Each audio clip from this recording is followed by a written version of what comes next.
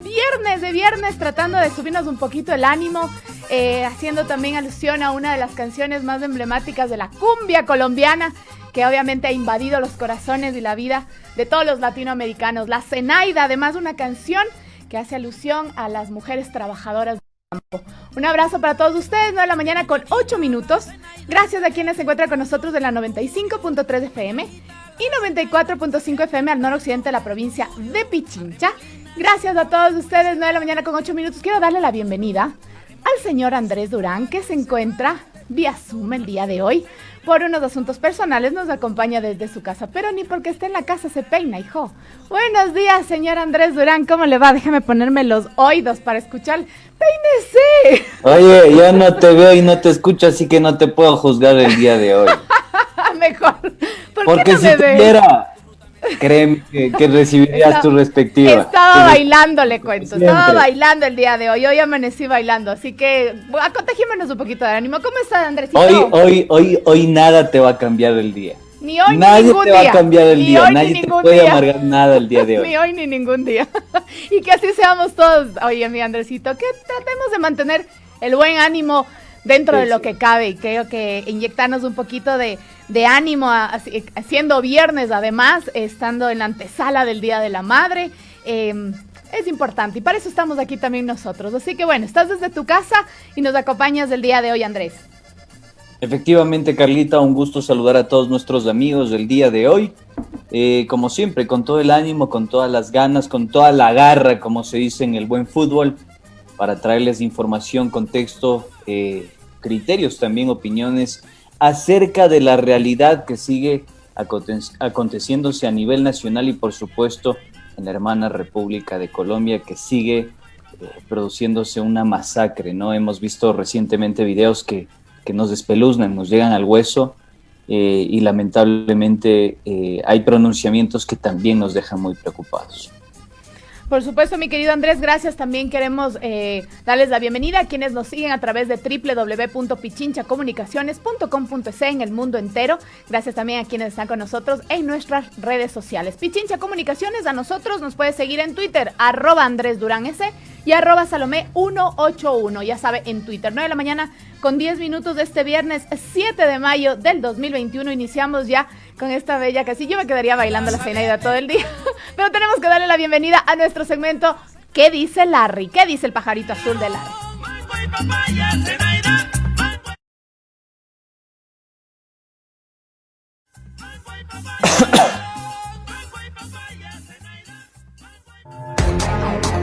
¿Qué dice Larry?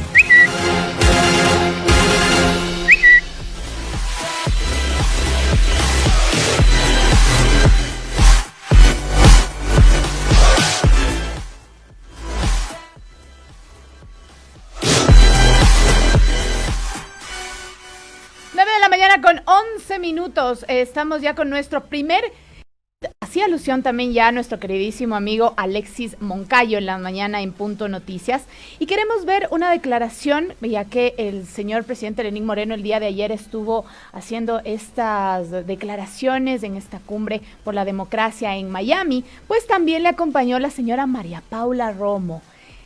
Escuchemos qué dijo ella y luego regresamos a comentarlo, Andrés y amigos.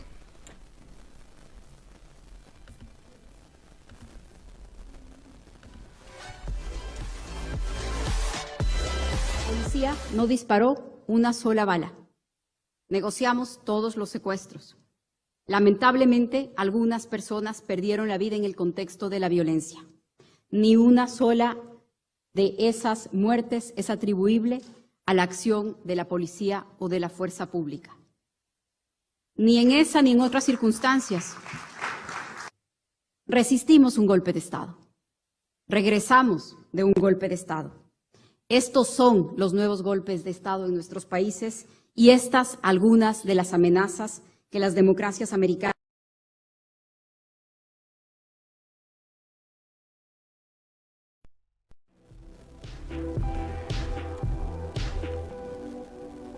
Así escuchábamos cómo hacía unas declaraciones del día de ayer la señora María Paula Romo sobre las protestas de octubre del 2019 en el Foro de la Defensa de la Democracia en las Américas, realizada justamente en Miami, Estados Unidos. Ya veíamos también lo que decía el señor presidente Lenín Moreno, donde comentaba de que él habría querido un mejor pueblo. La policía no disparó una sola bala, negociamos los secuestros, ni una sola muerte es atribuible a acciones de la fuerza pública. Eso quisiera preguntarle a quienes perdieron un ojo, a quienes perdieron un familiar en octubre del 2019 y a quienes estuvimos en las calles viendo la represión policial. Yo creo que la señora realmente está un poco perdida en esos datos y en ese análisis, Andrés. Sí, efectivamente, Carla, aunque no terminé de escuchar todo el video, me parece que estaba por ahí mal cortado, pero hay cosas más graves que dicen en todo el proceso y en toda la intervención que ella realiza en este foro que se realizó en Miami. Ya lo escuchábamos el día de hoy con el ex canciller Francisco Carrión, y él decía algo que es bastante ejemplificador, ¿no? Tratan de ningunear, tratan de censurar, tratan de tapar, tratan de boicotear los hechos, ¿sí?, a través de estos arreglos institucionales y políticos que hoy se suscitan en Miami. Recordemos que este Instituto Nacional por la Democracia, que incluso firmó un acuerdo con el Consejo Nacional Electoral en el año 2019 para llevar adelante una asesoría en el CNE, han sido los que han garantizado la calidad democrática en el Ecuador. Y yo creo que eso nos tiene que llamar muchísimo la atención. La forma tan suelta de huesos con la que interviene la ex ministra de Gobierno, María Paula Romo, asegurando ella que no se disparó, no se utilizó armas letales y que las democracias americanas han sido acechadas, asediadas por vándalos, por anarquistas, por gente que quería dar un golpe de Estado. Yo creo que eso no es nada más y nada menos que algo tan lejano de la realidad. En alguna otra intervención, María Paula Romo también dentro de este contexto dijo que los indígenas, a pesar de tener una agenda ambiental, de desestabilizar al gobierno. Y qué contradictorio, decía ella, que teniendo una agenda ambiental salgan a las calles a protestar por retirar el subsidio a los combustibles fósiles. Fíjense ustedes la manipulación discursiva que existe acá. Fíjense ustedes cómo se falta a la verdad cuando ya hay un informe de por medio que de alguna forma revela 6 asesinatos extrajudiciales en manos de las fuerzas públicas, en manos de la fuerza del orden.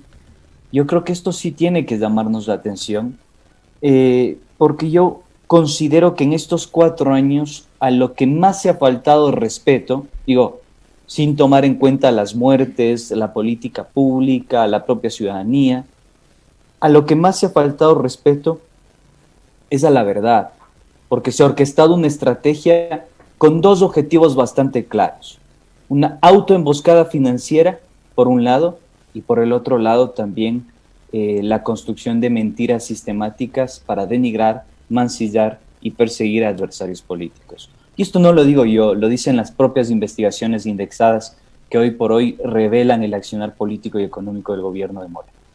Y el gobierno de Moreno, obviamente, en estas protestas de octubre del 2019 estuvo representado por la figura justamente de María Paula Romo, a quien además en estos momentos justo estaba viendo todavía en su cuenta de Twitter, se llama ecuatoriana, abogada política, profesora universitaria y feminista.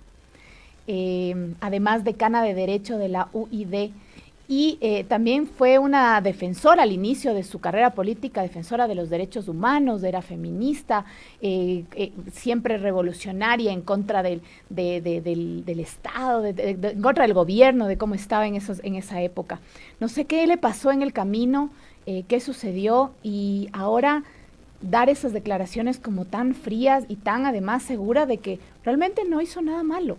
No hizo nada en contra de personas que perdieron sus ojos.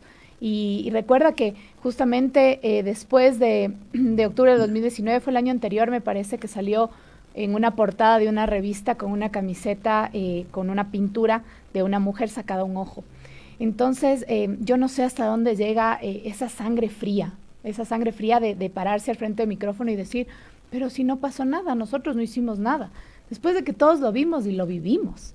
Entonces es muy doloroso y preocupante, sobre todo el manejo que se está dando, que se dio en el gobierno de Lenín Moreno. Ya podemos empezar a hablar en pasado, ya que quedan poquitos días, de estos últimos 4 años del peor gobierno de la historia. Efectivamente, Carla. Yo creo que también hay otra información que nos tiene que seguir llamando la atención, y eso gira en torno a la vacunación que hoy por hoy enfrentamos en este país, una vacunación pírrica, sin horizonte, sin planificación, y vamos a ver también qué es lo que sucede con el gobierno entrante. Tenemos un tuit al respecto, confirme Morocha. Así es, mi estimado Andrés, y tenemos un tuit donde podemos ver ya quienes nos acompañan en redes sociales, quienes están con nosotros en FM, les vamos a dar lectura, y es un extracto de una entrevista que dio el presidente electo, Guillermo Lasso, a un medio de comunicación, y dice: vamos a pedir ayuda al CNE para poder llevar a cabo estas jornadas de vacunación, donde cada ecuatoriano pueda ir al mismo recinto electoral donde votó, pueda ir allá a vacunarse los 7 días de la semana. Cuando yo leí esto dije, wow, realmente bien, me saqué el sombrero, dije, es una buena opción, es una buena alternativa para que no exista esta aglomeración de personas que estamos viendo en estos momentos, la desorganización y todo. Pero luego me ponía a pensar y digo, me imagino que para hacer esta propuesta que parece súper buena, debieron haber tomado en cuenta todos los voluntarios que van a necesitar, porque no van a llamar pues a los presidentes de mesa, vocales que estuvieron en las elecciones para que nos vacunen. Se necesita personal médico para que estén en cada uno de los recintos electorales que van a ser ahora los lugares de vacunación. Entonces yo espero que realmente también hayan tomado en cuenta toda la logística que esto significa para poder vacunar a todas y todos los ecuatorianos. Sí, efectivamente, yo también saludo la propuesta de Guillermo Lasso. Algún momento nosotros escuchábamos y conversábamos, me parece que era con el doctor Sotomayor, y él decía que sí es posible, es viable la idea de vacunar a más de 9 millones de personas o 9 millones de personas en los primeros 100 días de gestión. Sin embargo, se requiere que se constituya una sinergia, una fuerza mancomunada entre el sector público y privado para empujar esta idea. Y en buena hora que se pueda hacer como, digamos, como emular un proceso electoral para que la gente pueda acudir a su vacunación respectiva, y de alguna forma esto permita que se reactiva la economía. En buena hora si se puede cumplir con ello y éxitos en ese sentido, ¿no? Aplaudimos también que el señor Guillermo Lasso haya tenido acercamientos con otros líderes políticos en el mundo, como es con China y con Rusia, justamente para poder acceder a las vacunas. No podemos tampoco centrarnos en una sola vacuna, tomando en cuenta que la demanda es a nivel mundial. Entonces, eso también... Oye, pero si vos decías que solo te ibas a poner... Solo la Sputnik, por eso le aplaudo. Es que es una sola dosis, oiga. Primero es un solo pinchazo. Segundo es la vacuna que tiene mayor efectividad. Entonces, negarle algo así. ¿Cuál mismo quieres poner? Si me dan a elegir la Sputnik, Dios le pague, gracias. Y si no hay la Sputnik, te ponemos la Sinovac. No, Sinovac, que es también la de la China. Si no hay la Sinovac. La Sinovac ya le están poniendo en estos momentos aquí en el país Sinovac. Si no, vea, como decía un médico reconocido, además de epidemiólogo. Claro, dice el doctor Acosta. Es bruto. No, vea, lo que dicen los médicos es la mejor vacuna es la que le toque. En estos momentos, la mejor vacuna es la que nos llegue, la que nos toque, porque nos va a permitir a todos como país estar más protegidos, bajar obviamente el índice de mortalidad. Así que vea, la que sea, muchísimas gracias. Pues si es de Sputnik, mejor. Oye, pero sí hay que hacer esa salvedad, ¿no? Total. Capaz que en el Ecuador no se siente tanto, y yo realmente te confieso, tenía ese miedo de que el gobierno en funciones, que va a entrar este próximo 24 de mayo, apele solo a una vacuna y digamos, de alguna forma procede o procesa este conflicto ideológico que existe en torno a la vacunación a nivel mundial. Y decir, el mismo comportamiento prácticamente del señor Moreno, de decir, con la vacuna rusa o la china, nosotros no, tenemos que ir con Estados Unidos porque es nuestro mejor aliado. Pero qué bueno que se haya entendido de otra manera y se hagan las gestiones respectivas para poder dotarnos de vacunas y que se pueda cumplir con todos los procesos establecidos en el área médica, ¿no?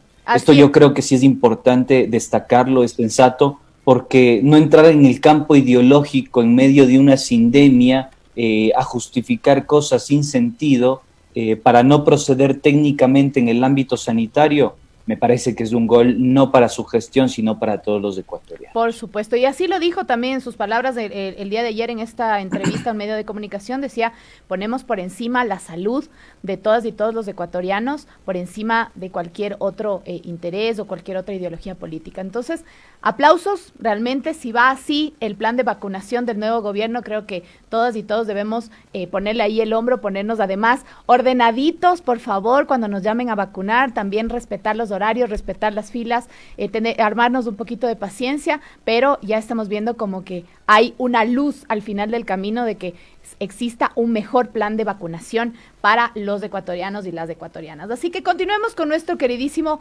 Larry, Andrés, y queríamos comentarles sobre un boletín que envió el día de ayer la Corte Constitucional y dice, acción de inconstitucionalidad presentada por el Acuerdo Ministerial número 179 que contiene el reglamento del uso progresivo, racional y diferenciado de la fuerza por parte de los miembros de las Fuerzas Armadas. La Corte Constitucional, con voto unánime, declaró la inconstitucionalidad por la forma del Acuerdo Ministerial número 179 del Ministerio de Defensa Nacional que contiene el reglamento de uso progresivo, racional y diferenciado de la fuerza por parte de los miembros de las Fuerzas Armadas. La inconstitucionalidad por el fondo del artículo innumerado posterior al artículo 11 de la Ley de Seguridad Pública y del Estado, y desestimó la pretensión de inconstitucionalidad del artículo 35 del mismo cuerpo legal. Recordemos que esta semana y ya días anteriores se venía hablando sobre el ingreso de esta ley del uso progresivo de la fuerza. Aquí la Corte Constitucional ya hace esta alusión, ya da su dictamen en un voto unánime declarando la inconstitucionalidad. Andrés, nos tenía un poco preocupados de este pedido de ley.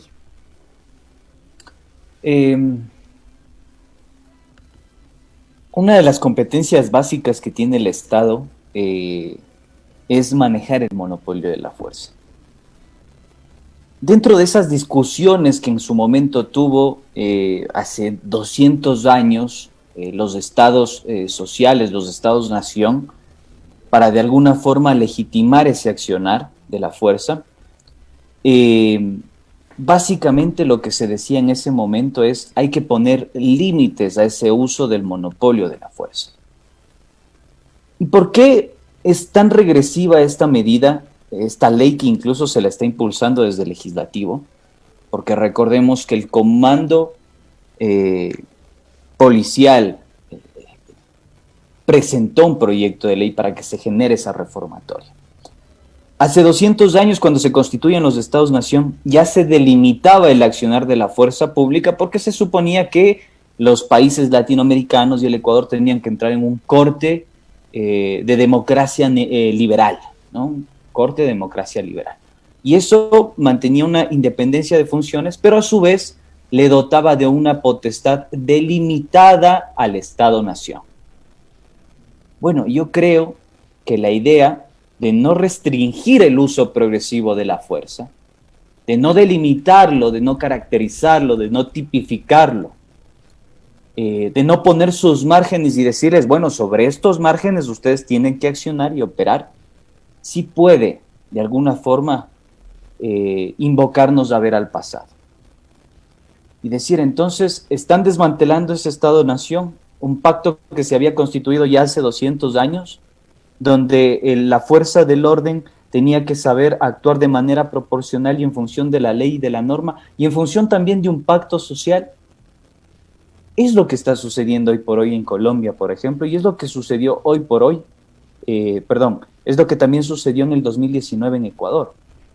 Y es lo que sucede hoy por hoy en el contexto latinoamericano. Recordemos el caso chileno, recordemos también el caso peruano. Yo sí creo que hay que tener muchísimo cuidado con esto porque a veces pecamos de con lagunas mentales, ¿no? En cuanto a nuestra memoria histórica. Pero la situación que hoy se va a discutir a la Asamblea ya se la discutió hace 200 años atrás. Y ya pactamos en torno a eso. Ya definimos que el Estado tiene que tener sus márgenes, tiene que tener un uso proporcional de la fuerza y no puede bajo ninguna circunstancia ser discrecional ese accionar del monopolio de la fuerza que tiene el Estado.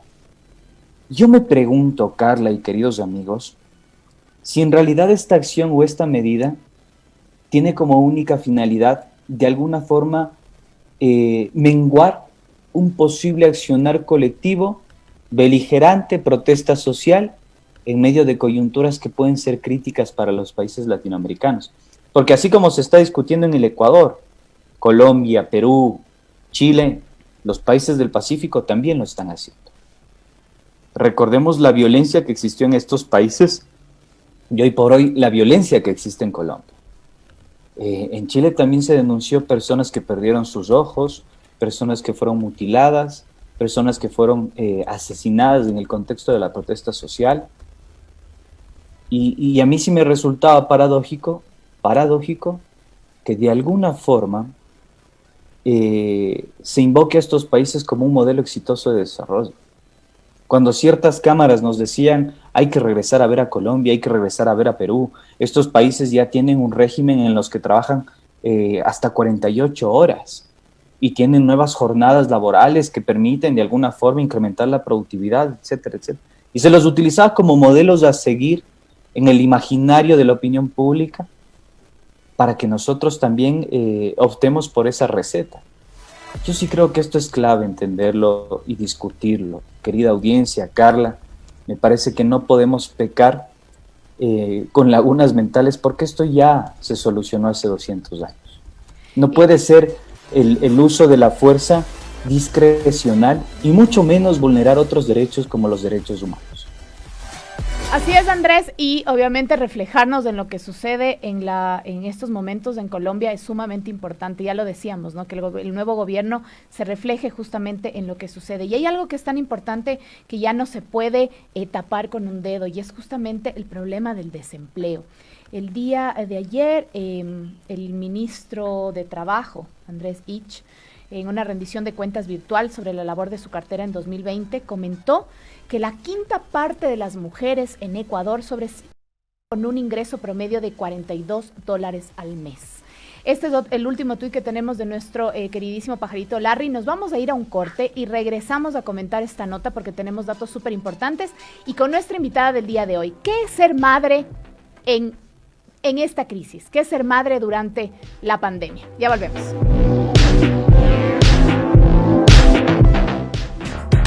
Volvemos en un momento. 7F Ecuador, por más democracia.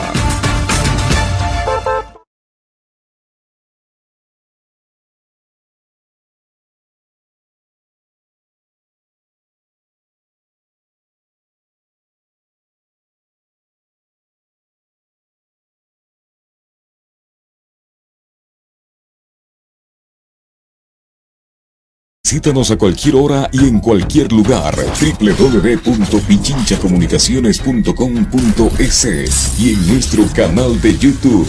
Activa la campanita y suscríbete. Pichincha Comunicaciones. 9 de la mañana con 33 minutos. Estamos ya de regreso con 7F Ecuador por más democracia. Y comentábamos antes de irnos al corte, Andrés, te contaba las declaraciones del ministro de Trabajo, Andrés Ich, que hablaba sobre que el ingreso promedio de $42 al mes es el ingreso con el que las madres, muchas madres en el Ecuador, tienen que sobrevivir y hacer milagros. Ecuador tiene una población de 17 millones de personas, de la que económicamente activa hablamos de 7.6 millones de personas y la inactiva es de 4.9 millones de personas, de acuerdo a las estadísticas oficiales del año anterior. El ministro precisó que solo el 23.9% de las mujeres que trabajan tienen un empleo adecuado, mientras que el 20% se encuentra en situación de subempleo y empleo no remunerado. La desigualdad es tan grave que el 15.3% de las mujeres tienen ingresos menores que los hombres, a pesar de realizar el mismo trabajo, y el 33% tiene menos acceso a un empleo adecuado que un hombre, así lo dijo el ministro de Trabajo. Esto es sumamente preocupante y, como te decía al inicio, es algo que ya no podemos ocultar con un dedo, porque es la realidad que vivimos muchas mujeres en el país, muchas de ellas madres. Andrés. Efectivamente, Carlita, yo creo que por ahí lo más sano, lo más prudente, lo más coherente en ese sentido es tener la posibilidad de avisorar estos panoramas. Digamos, las ciencias sociales ha calificado a esto como una economía del cuidado, porque de alguna forma el rol de la mujer se ha triplicado.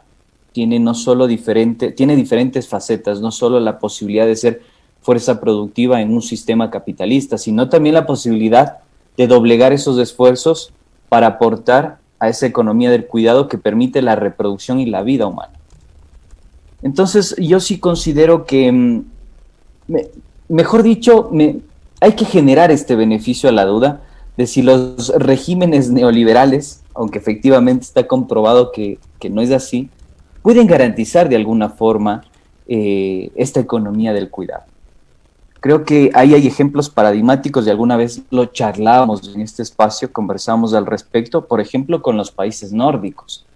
Fíjate, dábamos ahí un dato bastante perturbador que tenía que ver con que las licencias de maternidad y paternidad en los países nórdicos alcanzaban los 2 años, 3 años. Esa economía del cuidado es fundamental para la vida misma del propio sistema. Y estos países lo han logrado entender. Yo creo que el régimen neoliberal, no sé si pueda garantizar aquello. Y ese es el gran dilema que tenemos hoy por hoy. Porque se ve claramente que lo que se pretende de alguna forma, o se ha pretendido en el gobierno del señor Lenín Moreno, es utilizar la focalización de subsidios. Y ni a eso hemos llegado en buen término, porque hasta el momento no se ha garantizado con cifras oficiales si efectivamente se cumplió esa cobertura que se aseguraba a través de estos bonos de desarrollo y bonos socioeconómicos que se iba a utilizar para impulsar a la mujer, para impulsar su rol y garantizar esta economía del cuidado. Vamos a ver cómo el próximo gobierno lo viene a solucionar, tomando en cuenta que esos también tuvieron una agenda muy marcada por demandas y consignas de orden de género. Vamos a ver. Así es, Andrés, y con este antecedente, con esta presentación, queremos darle la bienvenida a nuestra invitada del día de hoy. Ella es María Belén Proaño. Vamos a darle la bienvenida como se debe, mi querido Javi. Vicente, gracias.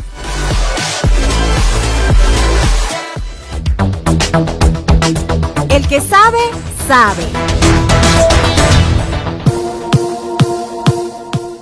Gracias, María Belén, por tu espera. Ella es economista con una maestría en desarrollo, especialista en temas de seguimiento y evaluación de políticas públicas. Trabajó en la Secretaría de Planificación y ahora es asesora legislativa en la Asamblea Nacional. Con María Belén queremos conversar justamente el tema del día de hoy. ¿Qué es ser madres en esta crisis en la que vivimos, esta crisis económica, en esta sindemia, como dice siempre Andrés? ¿Qué es ser madres en estos momentos? María Belén, muy buenos días, bienvenida a 7F, Ecuador por Más Democracia. Carla Coronel te saluda, me acompaña Andrés Durán. Hola chicos, Andrés, Carla, ¿cómo están? Buenos días, gracias por la oportunidad de estar en este espacio y de hablar de lo que significa ser mamá en medio de la crisis del COVID-19. Quisiera comenzar diciendo que las mamás comenzamos de alguna manera en una situación precaria, inclusive antes de la pandemia. Estaba revisando algunos datos, sobre todo en el Ecuador. La última encuesta de uso del tiempo que hizo el INEC decía que las mujeres dedicamos más de 22 horas adicionales a las que los hombres dedican a la semana en el trabajo no remunerado del hogar. Entonces, a veces la carga de trabajo no remunerado que las mujeres tenían, inclusive antes de la pandemia, era 3 veces mayor a la que los hombres. Y imagínense cuando las familias estuvieron obligadas a confinarse en la casa y las madres tuvieron que asumir todas las tareas del hogar, y todas las actividades, inclusive laborales de su entorno, de su actividad laboral, pero también las familiares e inclusive las educativas. Entonces se tuvieron que dividir en este triple rol que ya lo decía Andrés, que es parte de lo que debe considerarse un derecho de todas las familias, que es el derecho al cuidado. María Belén, un gusto saludarte, qué chévere poder conversar sobre estos temas tan importantes. Tenemos conocimiento de que tú fuiste madre recientemente, Carla también es madre, yo también fui padre recientemente, y creo que en estos contextos de sindemia, de pandemia, que han golpeado fuertemente y han estrangulado el bolsillo de los ecuatorianos, se ha vuelto mucho más complicado ser padre, ser madre y sostener esa economía del cuidado. Ya hablábamos un poco acerca de las cifras y las comentábamos al respecto. Yo quisiera que tú también nos cuentes y nos detalles un poquito para que la gente también creo que se siente identificada, porque yo he conversado con algunas madres y realmente dicen es que ser mamá en contexto de pandemia, en contexto de sindemia, realmente ha sido una locura, porque tengo que cocinar, tengo que hacer el teletrabajo, tengo que ver que haga los deberes, tengo que cambiar el pañal, tengo que hacer esto. Entonces hay una saturación. ¿Cómo lo has manejado tú en términos personales para posteriormente ya reflexionar en términos más amplios sobre esta cuestión que adolece al país? Bueno, hablando desde mi experiencia personal, y creo que esta tiene que diferenciarse de la experiencia que pueden tener muchas otras madres, yo tengo la suerte de contar con el apoyo de mi mamá en el cuidado de mi hija. Lastimosamente, mi hogar también sufre de un problema, que es que mi esposo trabaja fuera de la ciudad 21 días de la semana. Entonces, yo ya era medio madre soltera la mitad del año sin pandemia, y ahora, añadido a la pandemia, nosotros tenemos este hogar en el que el padre tiene que salir por 21 días del hogar y yo quedarme con la bebé. Entonces, gracias a Dios yo cuento con mi madre, pero no es el caso de todas las mamás. Lo que hemos tratado de hacer también es, obviamente, tratar de dividir un poco el trabajo con las tareas de cuidado. Lo que yo quisiera decir es que, por ejemplo, a mí lo que más me ha afectado es que las guarderías estén cerradas. Es imposible tener y entretener a un niño menor de 2 años en la casa, porque no es la misma lógica de los niños que están haciendo teleeducación, porque finalmente ellos se sientan en la computadora y pasan un par de horas sentados, entretenidos en lo que sea que están haciendo en la escuela, pero los niños menores de 2 años no tienen esa capacidad. Ellos no se van a sentar en una computadora, no se van a entretener solos, pero esas madres también estamos trabajando y tenemos que buscar otros mecanismos, tal vez alargar las horas de trabajo, tal vez tratar de encontrar horarios laborales que no se ajustan necesariamente a la realidad o a la normalidad. Por ejemplo, esperar a que la niña tome la siesta para poder hacer el trabajo, esperar a que se duerme en la noche para recién a las 10, 9 de la noche comenzar a trabajar, redactar el informe. Tienes que ajustarte a los horarios laborales, y a veces inclusive esta lógica de trabajar desde la casa hace pensar que uno está disponible todo el tiempo, que las reuniones pueden ser a las 7, a las 8, porque finalmente estás en la casa, nos estamos reuniendo vía telemática. Entonces no hay tampoco, lastimosamente, culturalmente no hemos establecido un respeto de los horarios familiares, y a veces inclusive cuando tú tienes un bebé tan chiquito como es mi caso, tienes que respetar los horarios de ese bebé, de su almuerzo, de su cena, de la hora del baño, de la hora de acostarse, pero muchas veces a la vez tienes que atender una reunión, porque las reuniones también se están dando a cualquier hora de la semana, del día, inclusive los fines de semana. Entonces creo que esta lógica del teletrabajo nos está llamando también a tratar en lo posible de establecer también unos límites lógicos en el tiempo que le otorgamos al trabajo y en los espacios que dedicamos a cosas puntuales relacionadas con ser mamá. Por ejemplo, yo te digo, en Argentina tengo una amiga que nos comentaba que en Argentina, en algunos lugares y en algunas empresas, prohíben las reuniones a la hora del almuerzo, porque entienden que en ese momento las madres o están preparando los alimentos o están dando de comer a sus hijos. Entonces hay una prohibición de hacer reuniones o de mantener teletrabajo durante ese horario. Y es algo que deberíamos también nosotros preguntarnos si en el Ecuador debemos de establecer esos límites para que las madres puedan cómodamente acostar a sus hijos, darles de cenar, porque esos espacios tienen que ser respetados. Los niños no pueden acoplarse a los sin horarios de trabajo que ahora tienen las mamás en la casa. Pero como te digo, este es un caso particular, yo que he podido acoplar mis actividades al teletrabajo. Debemos hablar de todas esas madres que no tienen esa posibilidad, que han perdido su trabajo porque estaban vinculadas a actividades que ya cerraron. La mayoría de las mujeres trabajan en actividades relacionadas con el servicio, con la gastronomía, con el turismo, y todas esas actividades de alguna manera han estado bloqueadas y no se pueden recuperar. Entonces, yo tengo la suerte de haber podido trabajar a través de los medios telemáticos, pero otras mamás no. Y también esa es la gran parte de la población que está siendo afectada.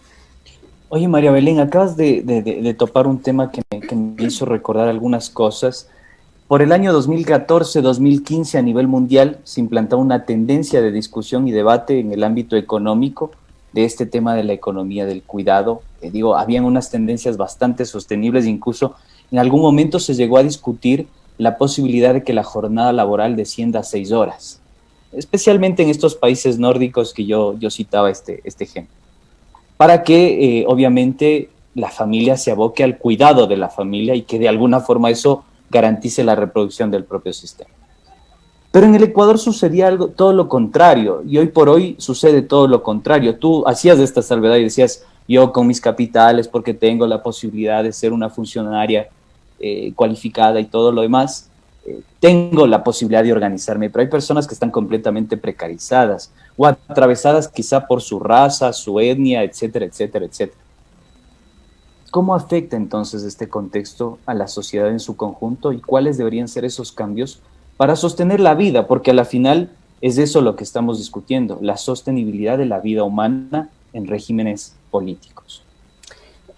Primero, para responder tu pregunta, creo que justamente es porque lastimosamente no se evidencia el trabajo que es no remunerado, es decir, la participación que tienen las mujeres al hacer todas esas cosas que piensan que no tienen valor, pero que económicamente sirven para que la economía siga funcionando.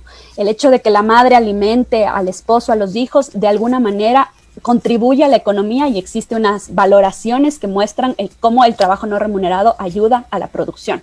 E igualmente cómo las madres desde sus distintos espacios o cómo la participación de las mujeres y de las madres en la economía ayuda al crecimiento económico. Entonces esto debe ser una política de Estado porque ayuda finalmente a la economía a subsistir. ¿Cómo debemos enfrentar la pandemia? Yo creo que lo que no se ha discutido, evidentemente, es justamente buscar que las mujeres no abandonen su trabajo ni tampoco reduzcan sus horas laborales. No estamos pensando en ellas, no nos ha preocupado si es que ellas han tenido que limitar sus horas de trabajo o si es que han tenido que abandonar el trabajo. No nos estamos preguntando si es que las mujeres necesitan de alguna manera ser relocalizadas en otro tipo de oficios, en otro tipo de trabajos, dado que las actividades en las que estaban volcadas están cerradas o no se han reactivado. Justamente lo que tú decías, no nos hemos preguntado si realmente esos bonos están llegando a las familias que son, si están siendo entregadas a las familias justamente donde la jefa de hogar, madre, mujer, ha perdido su trabajo. Son ellas las principales abogadas a recibir estos bonos, ¿los están recibiendo o no? Y algo que es fundamental y que yo he tratado de hablar de esto en todos los espacios en los que he podido y ya no puedo gritarlo más, ¿por qué no están reabriendo los centros de cuidado infantil? La mayoría de las madres están limitadas en su capacidad de trabajar porque los niños no tienen en dónde quedarse, porque no todas las madres tienen la suerte de tener a su mamá también al cuidado de sus hijos y porque finalmente estos espacios tienen que ser responsabilidad del Estado. En otros países, el cuidado infantil, además de ser gratuito y de excelente calidad, ha estado abierto durante todo el tiempo de la pandemia, porque se entiende que este es un apoyo que necesitan las familias para continuar con sus actividades productivas, con su empleo. Inclusive, por ejemplo, algunos países en los que las guarderías han estado cerradas, han estado abiertas para alojar a los niños hijos de las personas que están en primera línea. ¿Por qué no estamos pensando en esas doctoras, en esas enfermeras que no han podido dejar de trabajar? Sin embargo, el Estado no le ha dado una solución a eso. ¿Por qué no estamos hablando de que las primeras en la línea de vacunación deberían ser las personas que están en el cuidado no solo de los niños, sino también el cuidado de los abuelos, de las personas con discapacidad, que finalmente son mujeres? Ellas deberían estar consideradas en primera línea e inclusive, sobre todo también, las mujeres que a veces nos acompañan en el hogar, las trabajadoras remuneradas del hogar. Ellas también deberían estar consideradas como en primera línea porque nos apoyan en las casas también a sostener la vida y a sostener el cuidado. Y nosotros, justamente para poder continuar con las actividades, a veces ellas son imprescindibles de nuestra vida.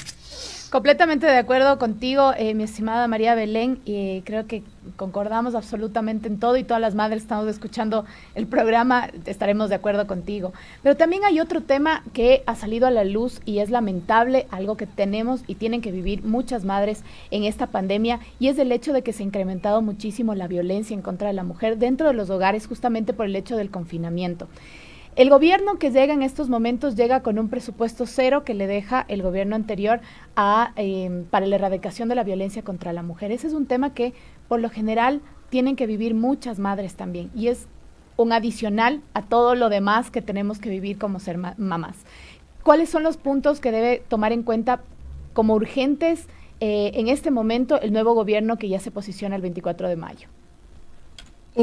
Yo pensaría que de manera urgente se le tiene que asignar un presupuesto y se le tiene que viabilizar la implementación de la ley, porque finalmente la ley contra la violencia de las mujeres fue una lucha histórica y también una ganancia que se la sintió desde todos los colectivos de las mujeres. Sin embargo, que hemos visto con mucha tristeza que se quedó en papel, que no pudo ser implementada y que tampoco se le ha dado la importancia en la implementación. Pero más allá de eso hay que buscar mecanismos que actualmente sean más fáciles de implementar, inclusive con las limitaciones presupuestarias, sobre todo para asegurar que las mujeres, en las condiciones en las que estamos, puedan tomar decisiones respecto de sus ambientes violentos. Por ejemplo, en algún momento discutíamos con algunas colegas qué es lo que podemos hacer para que las mujeres, considerando este tema del confinamiento, de la imposibilidad que hay de salir de los hogares en casos de violencia, cómo se les puede atender de una manera fácil.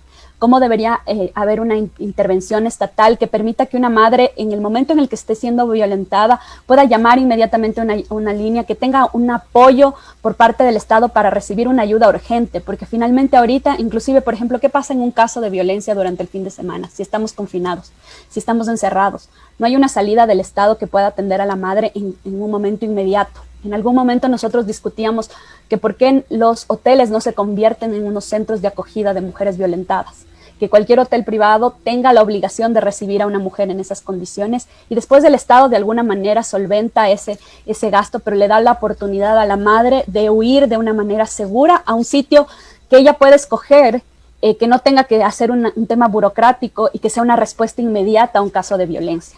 Yo creo que se deben diseñar estos mecanismos inmediatos de solución de estos problemas, porque a veces burocratizamos mucho la atención en los términos de violencia y eso también impide que la madre o que la mujer finalmente decida hacer la denuncia, porque se siente de alguna manera coartada por el mismo sistema que primero le vuelve a violentar cuando trata de descubrir qué es lo que pasó, o que simplemente no le atiende porque estamos confinados, porque es sábado, porque es domingo, porque vive lejos, porque no vive en una ciudad grande. Entonces hay que buscar este tipo de soluciones que de alguna manera acerquen los servicios a las mujeres y les permitan tomar la decisión más fácilmente si es que están en un entorno de violencia. Pero todo esto necesita diseñar mejor las políticas públicas y también presupuesto, obviamente.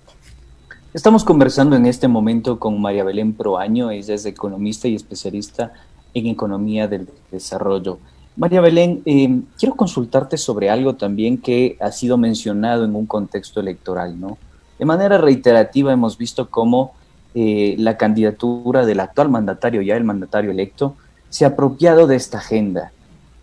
¿Consideras tú que con todo lo que se prometió, con todo lo que se construyó en términos de comunicación política, se pueda fraguar efectivamente una agenda que permita discutir en el seno de la sociedad? Porque yo considero que también esa es una dolencia fuerte en nuestra sociedad. No debatimos los roles que cada uno tiene y no debatimos la violencia estructural. ¿Crees tú que se pueda convertir a esa comunicación política en una agenda efectiva que vele por los intereses de las mujeres? Si me preguntas honestamente, yo tengo algunos reparos y sobre todo yo llamo la atención del primer discurso que hizo el actual el presidente electo del Ecuador, cuando habló sobre las niñas madres y sobre él y su esposa convirtiéndose en los padres de estas niñas. Creo que ahí ya pudimos ver de alguna manera cómo él concibe este tema de las violencias, este tema de la maternidad, y de alguna manera creo que su estructura mental, quiero decir, su estructura religiosa tal vez no le va a permitir ver lo que constituye en sí la lucha de las mujeres por este rompimiento de los roles y esta repartición igualitaria de la responsabilidad dentro de las familias, porque siento que es una persona que por sus creencias religiosas sí le otorga a la madre esta visión divina de la crianza de los hijos, que en realidad lo que hace es a una casi que aplastarla con la responsabilidad única y divina de ser madre, porque solamente ella está llamada a ser de alguna manera y de cumplir ese rol.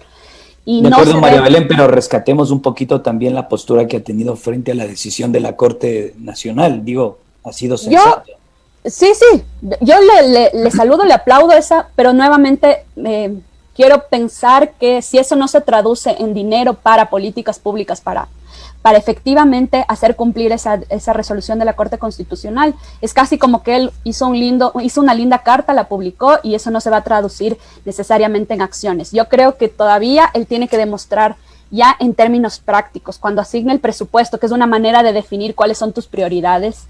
Cuando asigne el presupuesto veremos realmente cuánto le importa la situación de las mujeres, tanto en los temas sexuales y reproductivos como en los temas relacionados con su vida familiar, económica, con sus posibilidades.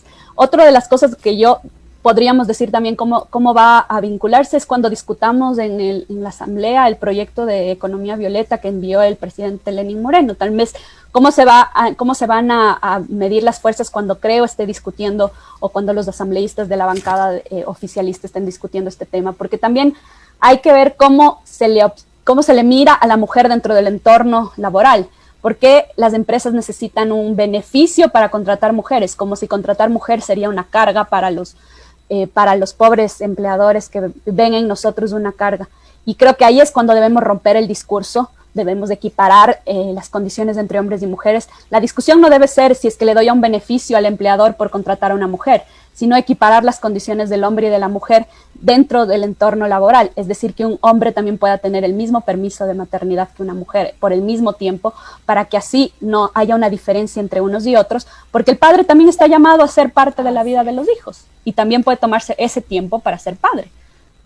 Entonces, María Belén, es importante recalcar y decirle al nuevo gobierno justamente que empiece a tomar medidas, sobre todo en el empleo, ahora que estamos todos en esta situación precaria justamente en el país. Las más afectadas son las mujeres, pero tomar medidas adecuadas justamente para que exista una equidad de género en la cuestión laboral. Porque no es que estamos pidiendo que las mamás, por ser mamás, tengamos más beneficios, sino que se equipare justamente lo que tú estabas diciendo, mi estimada María Belén. Ahí una política pública que se podría dar a conocer a través del Ministerio de Trabajo con el nuevo gobierno. ¿Cuál es una política que debería ser clara en ese punto? Para mí, la principal, como ya había dicho, es abrir las guarderías. Esa es la única manera de asegurar que las mujeres sigan insertándose en el mercado laboral.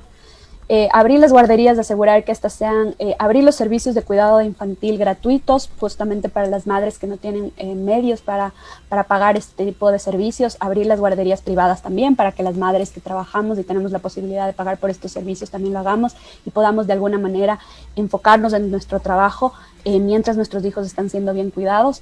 Creo que esa es la política pública más urgente en mi criterio para que las madres trabajadoras podamos retomar nuestras actividades laborales al 100%. Conjuntamente con un buen plan de vacunación también, para que las madres también absolutamente, absolutamente. No lo digo abramos como locos, sino que ellas deberían estar consideradas también como en el plan, en la fase 1 de vacunación. Ellas tienen que ser consideradas. Pues muchísimas gracias, queremos agradecerle mucho a María Belén Proaño, tenemos muy poquito tiempo ya para despedirnos, queremos agradecerte un montón, mandarte un saludo gigante para que festejes junto a tu hija, creo que sea lo que sea el día domingo, tratar de festejar en la medida de lo posible, sobre todo la vida. Así que un abrazo para ti, María Belén, y para todas las madres de nuestro país en este su día, el Día de la Madre. Muchas gracias, Carla, también gracias. A ti un saludo y a todas las mamás que nos escuchan también un abrazo solidario a todas. Agradece, Muchas Andrés, gracias, agradece Andrés tú también, porque también eres papá y también hay que festejarnos entre todos por el hecho de ser madres y padres. Agradece, Andrés. Yo soy iconoclasta, no festejo esas cosas, mil disculpas. No importa, pero le vamos a festejar también a la mamá de Andrés y le vamos a festejar a la esposa del Andrés también. Ya le voy a decir entonces para que te visite. Saludos de parte también de Alexis Boncayo para María Belén Proaño, si no después me habla que no te mando saludos, María Belén. Gracias a todos ustedes. También le mando un saludo al Alexis y cómo olvidar cuando se ponía pijama para ir a trabajar conmigo. Acá viene en calentador Ahí también. tenemos las infidencias. Muchas gracias, María Belén. Gracias, María Belén. Gracias a todos los amigos que han sintonizado 7F Ecuador por más democracia. Y gracias a ti, Carlita. Gracias a ti, estimado Andrés. Gracias a ustedes, mis queridos amigos, por acompañarnos de esta semana. Continuamos en nuestro programa 7F Ecuador por más democracia. Un abrazo enorme a todas las mamás a todas quienes están a punto de ser mamás, a quienes esperan ser mamás algún día, a quienes no esperan ser mamás también. Un abrazo enorme, festejen lindo, así no les gusta el día, pero háganlo con la alegría. Vámonos con la Zenaida. ¡Chao, Andresito!